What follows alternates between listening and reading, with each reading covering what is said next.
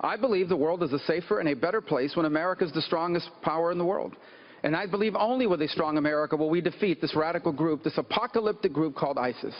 That's why when I'm president, we are going to rebuild our intelligence capabilities, and they're going to tell us where the terrorists are. And a rebuilt U.S. military is going to destroy these terrorists. And if we capture any of these ISIS killers alive, they are going to Guantanamo Bay, Cuba. And we're going to find out everything they know. Because when I'm president, unlike Barack Obama, we will keep this country safe.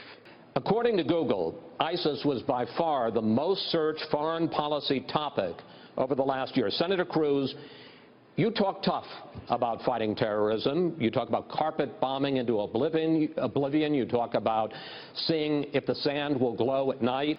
Well, Chris, I will apologize to nobody for the vigorousness with which I will fight terrorism, go after ISIS, hunt them down wherever they are, and utterly and completely destroy ISIS. You know, you claim it is tough talk to discuss carpet bombing. It is not tough talk. It is a different fundamental military strategy than what we've seen from Barack Obama. Barack Obama right now, number one, over 7 years, has dramatically degraded our military. You know, just 2 weeks ago was the 25th anniversary of the first Persian Gulf War. When that war began, we had 8,000 planes. Today we have about 4,000. When that war began, we had 529 ships. Today we have 272. You want to know what carpet bombing is? It's what we did in the first Persian Gulf War, 1,100 air attacks a day, saturation bombing that utterly destroyed the enemy. Right now, Barack Obama is launching between 15 and 30 air attacks a day. He's not arming the Kurds. We need to define the enemy. We need to rebuild the military to defeat the enemy.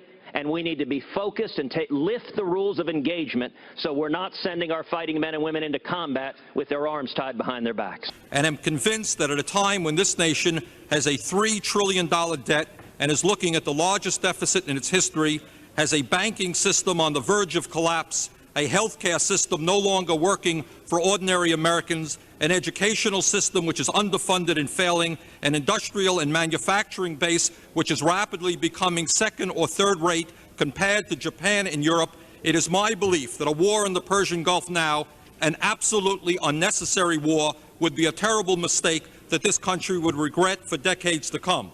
ISIS is the most dangerous jihadist group in the history of mankind. ISIS is now found in affiliates in over a dozen countries. ISIS is the group that burns people alive in cages, that sells off little girls as brides. ISIS is the group that wants to trigger an apocalyptic showdown in the city of Dabiq. Not the city of Dubuque. I said that once around time. The city of Dabiq in Syria. They want to trigger an apocalyptic Armageddon showdown. This group needs to be confronted and defeated. They are not going to go away on their own. They're not going to turn into stockbrokers overnight or open up a chain of car washes. They need to be defeated militarily, and that will take overwhelming U.S. force. Today, we are on pace to have the smallest army since the end of World War II. The smallest Navy in 100 years, the smallest Air Force in our history. You cannot destroy ISIS with a military that's being diminished. When I'm president, we are rebuilding the U.S. military because the world is a safer and a better place when America is the strongest military in the world. Chris, in 1981, when Ronald Reagan came to the Oval Office, he encountered a military that had been debilitated just as the current military has. Just like Jimmy Carter weakened our readiness, undermined our ability to defend this country, so too has Barack Obama. Just as morale in the military has plummeted in the last 7 years, so it had then. What Reagan did is he began with tax reform and regulatory reform, unleashing the engine of the American free enterprise system. It brought booming economic growth, and that growth fueled rebuilding the military. I intend to do the exact same thing to defeat radical Islamic terrorism and to devote the resources from the booming economy to rebuilding our Navy, rebuilding our Air Force, rebuilding our Army, and ensuring we have the capacity to keep this country safe. But given the fact that your brother got us into 2 wars in Iraq and Afghanistan that have still not ended, what lessons have you learned from his mistakes, sir? In the Reagan Library, I gave a detailed plan exactly what to do as it relates to ISIS. And it is from the lessons of history that we do this, because if we allow this to fester, we're going to have Islamic terrorism, multi-generations of it, all across this country. The caliphate of ISIS has to be destroyed, which means we need to arm directly the Kurds, embed our troops with the Iraqi military, re-engage with the Sunni tribal leaders, get the lawyers off the damn backs of the military once and for all, have a no-fly zone in Syria, and create safe zones to deal with the refugees, but more importantly, to train a Sunni-led force in Syria to take out ISIS with our support on the ground and air. What I don't agree with, however, is that war and the potential loss of thousands of young American lives and tens of thousands of innocent Iraqi women and children is the only means by which we can achieve our goals. I don't think the United States should be engaged in symbolic military activity. So it was not against ISIS, it was against Assad. I think the United States military is already operating under rules of engagement that are too strict and that do not allow us to pursue victory. When I'm president, that will change. Look, the threat we face from ISIS is unprecedented. There has never been a jihadist group like this.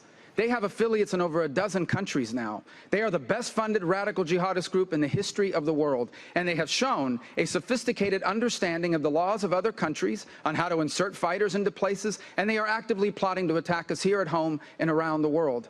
We must keep America safe from this threat. And yes, when I am president of the United States, if there is some place in this country where radical jihadists are planning to attack the United States, we will go after them wherever they are. And if we capture them alive, they are going to Guantanamo.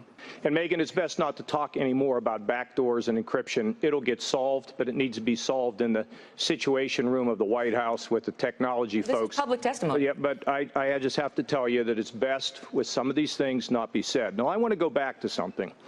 See, I was there when Reagan rebuilt the military. I was there in '89 when the wall came tumbling down because we were strong. And I was there when we went in the Gulf War, and we didn't win that war just from the air. We won that war by assembling a group of Arab leaders who stood in the Rose Garden and stood with America. We want to destroy ISIS. It has to be in the air and on the ground. Syria, what does it mean to all of us? What does it mean to the children of this country when they see the President of the United States sitting down on a couch with Mr. Assad of Syria, when this government today believes quite correctly that Mr. Assad and Syria is a terrorist nation? Are those the allies that we're proud of? How do we explain to the fourth grade children in this country that where 6 months ago Syria was regarded as a terrorist nation, today it is our ally? That there's an existential threat against all of them. The Arabs, the Jordanians, the Saudis, the Egyptians, our friends in Europe, and including the Turks. So we have a unique opportunity to bring everybody together. I saw Reagan do it. I've seen other presidents do it. And frankly, if you want to be commander-in-chief, you have to have the experience. At the same time we're doing all that, the Pentagon must be reformed so we get what we need for our men and women in uniform. All of that together, we're going to be just fine, and America is going to continue to lead the world. Well, as I said before, we are a land of immigrants, but we have to be intelligent about the way that we form our immigration policies. And that's one of the reasons that I have called on us to declare war on the Islamic State, because we need to reorient our immigration policies and our visa policies for people who are coming into this country, because there are many people out there who want to destroy us.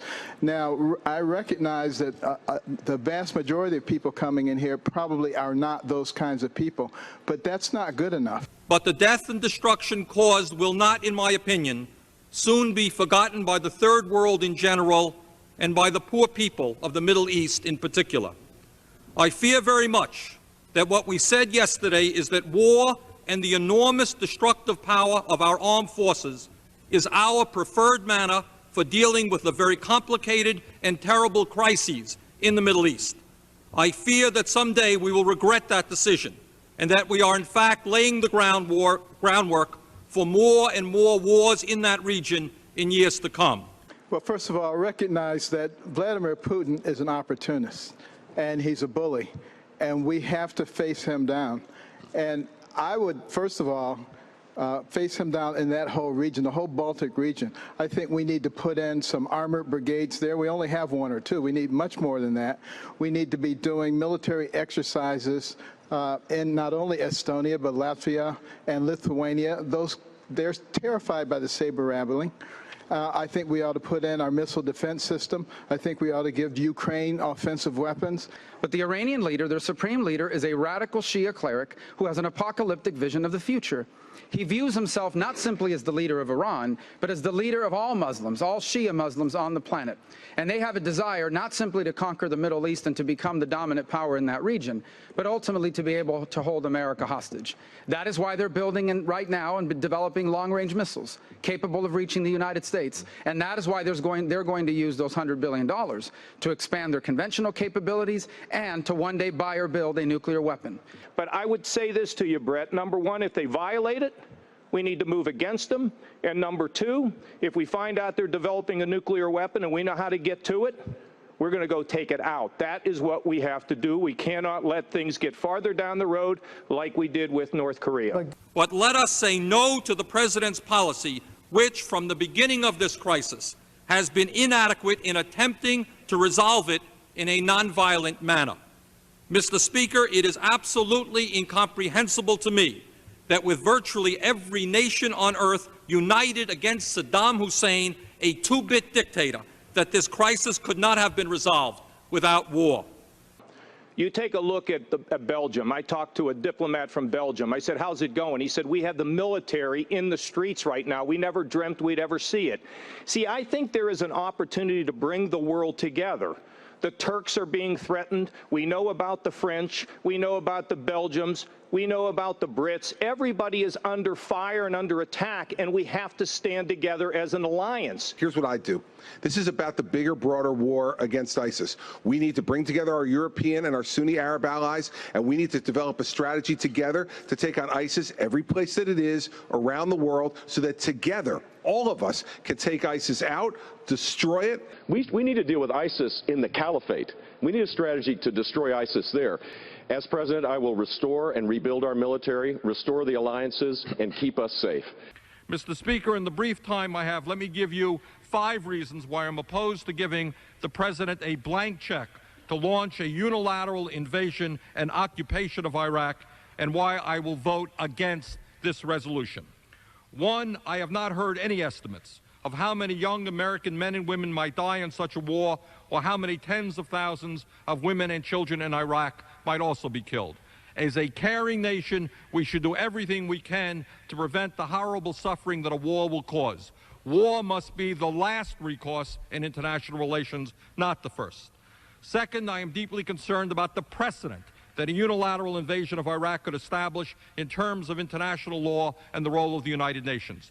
If President Bush believes that the U.S. can go to war at any time against any nation, what moral or legal obligation could our government raise if another country chose to do the same thing? 3rd, the United States is now involved in a very difficult war against international terrorism, as we learned tragically on September 11th. We are opposed by Osama bin Laden and religious fanatics who are prepared to engage in a kind of warfare that we have never experienced before. I agree with Brent Scowcroft, Republican former National Security Advisor for President George Bush Sr., who stated, and I quote, "An attack on Iraq at this time would seriously jeopardize, if not destroy, the global counterterrorist campaign we have undertaken," end quote. 4th, at a time when this country has a $6 trillion national debt and a growing deficit, we should be clear that a war and a long-term American occupation of Iraq could be extremely expensive. 5th, I am concerned about the problems of so-called unintended consequences. Who will govern Iraq when Saddam Hussein is removed? And what role will the U.S. play in an ensuing civil war that could develop in that country? Will moderate governments in the region who have large Islamic fundamentalist populations be overthrown and replaced by extremists? Will the bloody conflict between Israel and the Palestinian Authority be exacerbated? And these are just a few of the questions that remain unanswered.